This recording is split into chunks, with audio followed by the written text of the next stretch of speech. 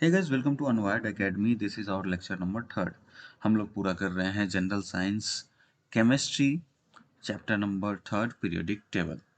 तो ये है पूर्वालोकन की तरफ से, जो कि घटना चक्र जो पब्लिकेशन है वो बनाती है। इसमें हम लोग जितने भी स्टेट पीएससी हैं उसके क्वेश्चंस को कवर कर रहे हैं। तो जनरल साइंस के सेशन तो चलिए शुरू करते हैं। उससे पहले आपसे रिक्वेस्ट है कि चैनल पर नए हैं तो चैनल को सब्सक्राइब कर लीजिए, और हाँ, सपोर्ट ज़रूर कीजिए अपने फ्रेंड्स एंड फैमिली, जितने भी दोस्त हैं उसके साथ शेयर कीजिए। इवन अगर आप चैनल को सपोर्ट करना चाहते हैं तो नीचे जाके यूपीआई आईडी डिस्क्रिप्शन लिस्ट में है, उस पर भी आप अपना सपोर्ट दिखा सकते हैं। So let's start the session. So अपना पहला क्वेश्चन है, UNESCO inaugurated the celebration of 2019 as the international year of periodic table of chemical element to celebrate its completion of how many year.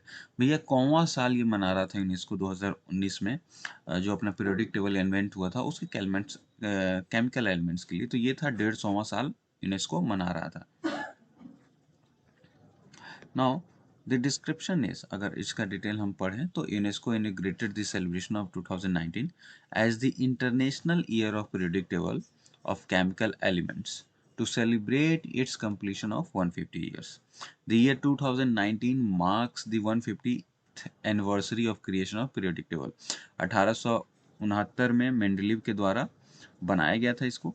तो 150 साल इसके पूरे हो गए हैं 2019 में। अब अगले क्वेश्चन की तरफ चलते हैं।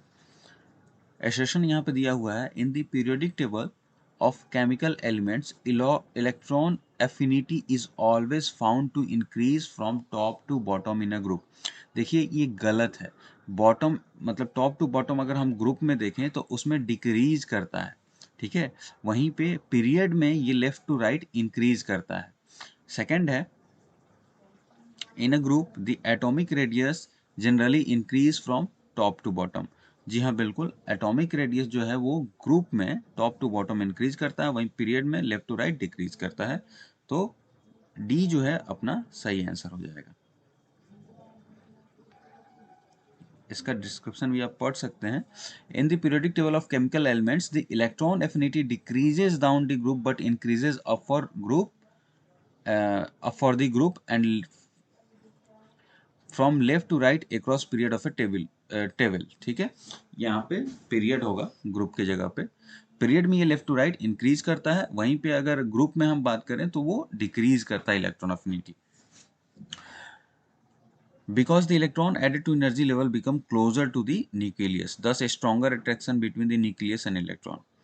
An atom gets larger as the number of electronic cell increases. जाहिर सी बात है कि जैसे जैसे इलेक्ट्रॉनिक कन्फिगरेशंस उसमें बढ़ते जाएंगे तो एटम बढ़ता जाता है। Therefore, the radius of atom increases as you go down in a certain group in the periodic table of element. However, size of an atom will decrease as you move from left to right of of a certain period. दस assertion जो होता है अपना गलत हो जाता है, reason सही हो जाता है। नेक्स्ट है, ionization potential gradually decreases along a period in a group of element electron affinity decreases as atomic weight increases. In a given period electron negativity decreases as atomic number increases. तो इसमें देखिएगा दो चीज अगर आप follow करें तो ionization potential gradually decreases नहीं होता है, इंक्रीज करता है अलोंग द पीरियड। वहीं पे एक पीरियड में इलेक्ट्रॉन निगेटिविटी भी इंक्रीज करती है, डिक्रीज नहीं करती है। तो ये दोनों गलत हो जाते हैं, ध्यान रखिएगा। केमिस्ट्री इज जस्ट मेमोराइजेशन, उसमें फैक्ट्स एंड फिगर्स ही हैं, मतलब एक तरह से देखा जाए तो सिर्फ फैक्ट्स ही फैक्ट्स हैं। तो उसको आपको सीखना पड़ेगा, रटना पड़ेगा। अब ऐसा नहीं है कि भैया आप इसमें एकदम से दिमाग लगा लेंगे और कहेंगे कि मैथमेटिक्स है, उस टाइप से नहीं। इसमें जो फैक्ट्स हैं उसको याद करना पड़ेगा कि भाई पीरियड्स के क्या क्या करेक्टरिस्टिक्स हैं। तो ये पीरियोडिक टेबल का आपको सीखना ही पड़ेगा, रटना ही पड़ेगा। तो टेबल आती है कि किस में आयोनाइजेशन पोटेंशियल बढ़ेगा घटेगा, इलेक्ट्रॉनिक में क्या होगा, ये सारी चीज़ें। अब ग्रुप में हम बात करें तो इलेक्ट्रॉन एफिनिटी के बारे में, तो इलेक्ट्रॉन एफिनिटी ग्रुप में डिक्रीज करता है as the atomic weight increases, clear. लेकिन वही अगर पीरियड में होगा लेफ्ट टू राइट तो ये इंक्रीज करता है, इसीलिए अपना सिर्फ सेकेंड आंसर इसमें होगा।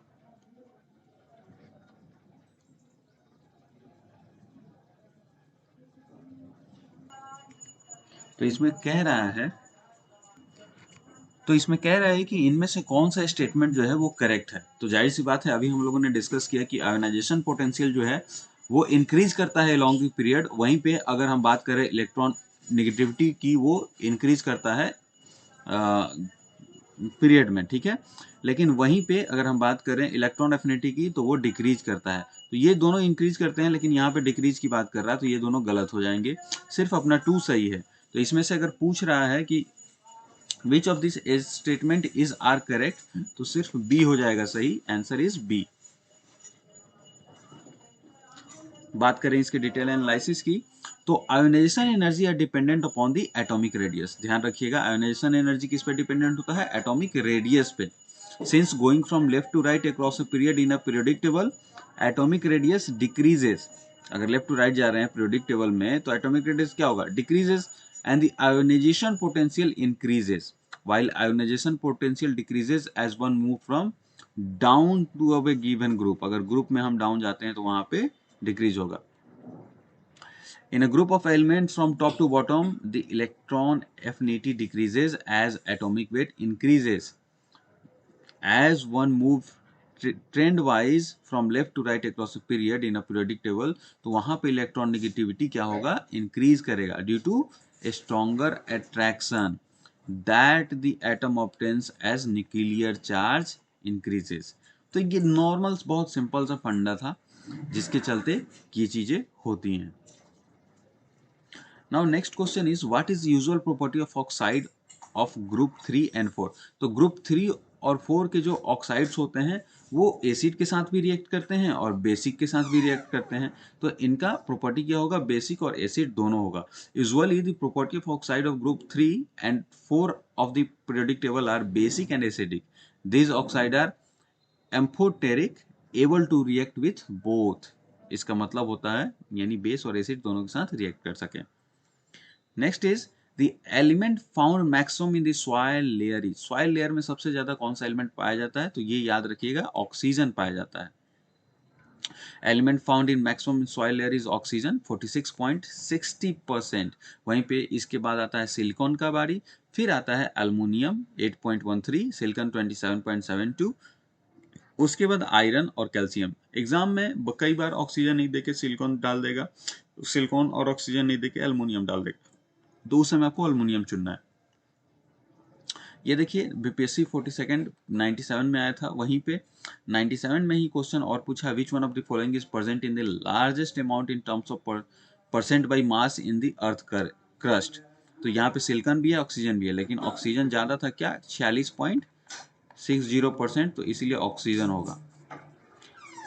Then next is, which is most evident element after oxygen. देखिए आ गया ना क्वेश्चन। तो आफ्टर ऑक्सीजन क्या था? सिलिकॉन। सिलिकॉन जो है वो ऑक्सीजन के बाद ज्यादा पाया जाता है। The most evident element on earth surface after oxygen is silicon. It was discovered by J.J. Berzelius in 1824. The word silicon was taken from the Latin word silex. Silicon chips are used as semiconductor in computer. Computer में semiconductor chips के तौर पे silicon का use करते हैं।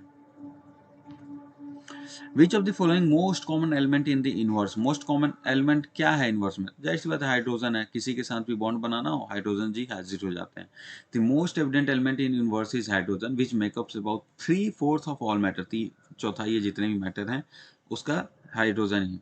Helium makes up the most remaining 1/4। Hydrogen के बाद अगर मान लीजिए यहाँ हाइड्रोजन नहीं रहता, हीलियम रहता और बाकी ऑप्शंस रहते हैं, तो वहाँ पे हीलियम आंसर होता। It is clear that hydrogen is the most common and evident element in the inverse, while the most evident element in earth crust is oxygen, जो कि अभी हम लोगों ने पढ़ा कितना है? 46.6% है।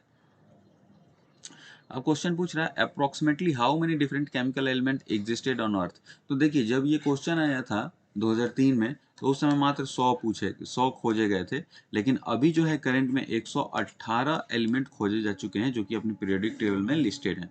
तो अभी अगर पूछेगा तो 118 एलिमेंट बोलिएगा, उस समय के हिसाब से 100 एलिमेंट खोजे जा चुके थे, और उसी चीज को यहाँ पे लिखा गया है। अगला क्वेश्चन है, which of the following is fundamental element. इनमें से कौन सा जो एलिमेंट है वो फंडामेंटल एलिमेंट है? तो देखिए जो डायमंड है दिस इज फंडामेंटल एलिमेंट। बाकी सारी चीजें हैं ये किसी न किसी से रिफाइंड होके या फिर मिलकर बनी है। जैसे कि chemically diamond is purest form of carbon, सिर्फ कार्बन का ही होता है crystal structure, hence it is a fundamental element. Sand जो है वो सिलिकॉन ऑक्सीजन का बना होता है, मार्बल जो है वो कैल्शियम कार्बन ऑक्सीजन का बना होता है, शुगर जो है कार्बन हाइड्रोजन ऑक्सीजन का बना होता है। इसलिए मिक्सचर है किसी न किसी चीज के, लेकिन डायमंड प्योरेस्ट फॉर्म में है सिर्फ कार्बन का। अगला क्वेश्चन है the chemical composition of diamond is carbon, carbon से बना है तो diamond. So these are the questions from predictable which has been asked in our state PSC examinations. I hope session आपको अच्छा लगा. If you are satisfied with this session, then please do comment and share with your friends and family.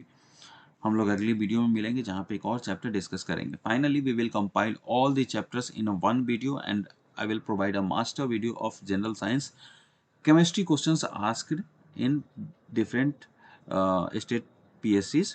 और वहाँ पे हम लोग ये भी देखेंगे कि एक एक करके केमिस्ट्री के बाद फिजिक्स, फिजिक्स के बाद बायोलॉजी, हिस्ट्री, ज्योग्राफी और पॉलिटी, इन सारे क्वेश्चंस को कवर किया जा सके जो कि पूर्वालोकन है, बिकॉज अप्रॉक्स 60% क्वेश्चन डायरेक्ट इससे ही पूछे जाने वाले हैं. So do not fall behind, B with us and follow the channel. मिलते हैं आपसे अगली वीडियो में, तब तक के लिए टेक केयर, बाय बाय.